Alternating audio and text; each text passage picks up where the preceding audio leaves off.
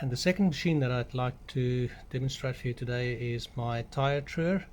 I started off with a very large monstrosity of a thing. The thing weighed about 15 kilos, and it really wasn't something that you could carry around to an event or that sort of thing. So I decided I'm going to spend some time to build this CNC tyre. So here we go. So that's just its power up sequence. I usually make a mark on top so that I know where the grub screw is. So just add the wheel on.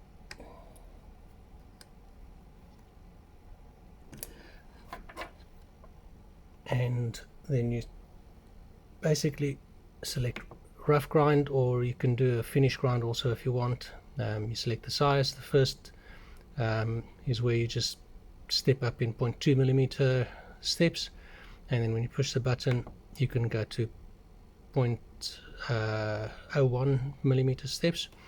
So that's what we want to do today. We want to true it down to 17.45. So I'll start the vacuum cleaner and close the little hatch door and then push the button, and that's it. The machine does the rest for us. So as you'll be able to see from the current, it regulates it around about 3.6 to 3.8 amps. Sometimes it might go up a little bit more, but basically it trues it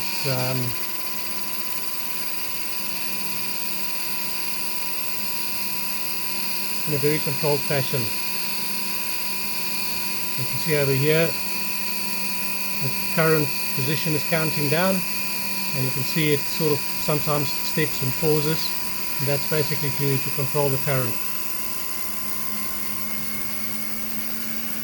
Now it's reached the size that we wanted, that we dialed in, and now it's just basically waiting for the wheel to settle down and to become absolutely true against the diamond drum.